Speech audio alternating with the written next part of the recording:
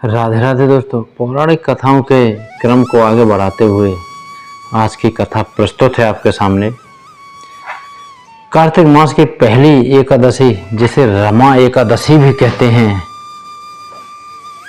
पंचांग के अनुसार हर साल कार्तिक माह के कृष्ण पक्ष की एकादशी तिथि पर रमा एकादशी का व्रत रखा जाता है। इस दिन जगत के पालनहार श्री हरि विष्णु की पूजा करने और व्रत रखने का विधान है। सभी एकादशियों में रमा एकादशी को सबसे शुभ और महत्वपूर्ण माना जाता है। इसे रंभा एकादशी के नाम से भी जाना जाता है।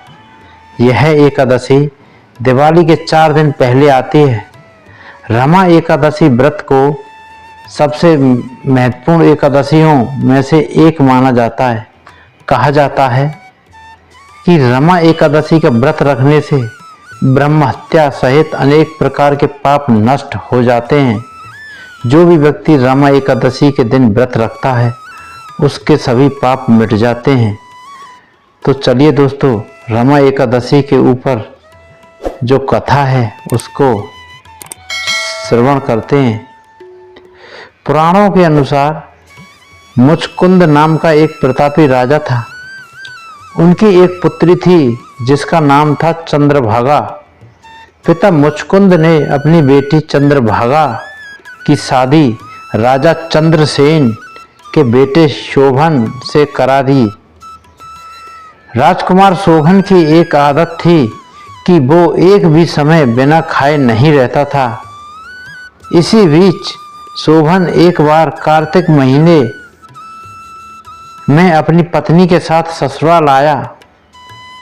उस दिन रमा एकादशी का व्रत भी था। चंद्रभागा के राज्य में सभी रमा एकादशी व्रत का नियम पूर्वक पालन करते थे, तो दामाद शोभन से भी ऐसा ही करने को कहा गया। परंतु शोभन इस बात को लेकर काफी परेशान हो गए। इसके बाद अपनी परेशानी को लेकर शोभन अपनी पत्नी चंद्रभागा के पास पहुंचे। तब चंद्रभागा ने कहा कि ऐसे में तो आपको राज्य से बाहर ही जाना पड़ेगा, क्योंकि पूरे राज्य के लोग इस व्रत के नियम का पालन करते हैं। यही नहीं, आज के दिन यहाँ के जीव जंतु भी भोजन नहीं करते। चंद्रभागा की इस बात को सुनने के बाद आखिरकार शोभन को रमा एकादशी व्रत रखना ही पड़ा, लेकिन पारण करने से पहले ही उसकी मृत्यु हो गई। इसके बाद चंद्रभागा अपने पिता के यहाँ ही रहने लगी। एकादशी व्रत के पुण्य प्रताप से शोभन का अगला जन्म हुआ। इस बार उन्हें मदरांचल पर्वत पर आलीशान राज्य प्राप्त हुआ। एक बार मुचकुंदपुर के ब्राह्मण तीर्थ यात्रा करते हुए शोभन के दिव्य नगर में पहुंचे। वहां सिंहासन पर विराजमान शोभन को देखकर ही पहचान लिया। वहां ब्राह्मणों को देख शोभन भी अपने सिंहासन से उठकर पूछा कि यह सब कैसे हुआ। इसके बाद तीर्थ यात्रा से लौटने के बाद ब्राह्मणों ने चंद्रभागा को पूरी बात बताई। चंद्रभागा बेहद खुश हुई और पति के साथ जाने के लिए व्याकुल हो गई।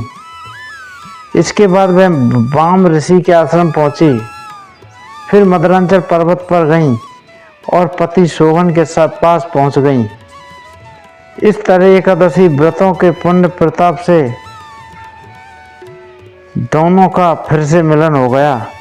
कहते हैं तभी से मान्यता है कि जो भी मनुष्य इस व्रत को रखता है वह ब्रह्म हत्या जैसे पाप से मुक्त हो जाता है, साथ ही उसकी सारी मनोकामना पूरी हो जाती हैं। दोस्तों, कथा अगर पसंद आई हो तो लाइक शेयर सब्सक्राइब करें।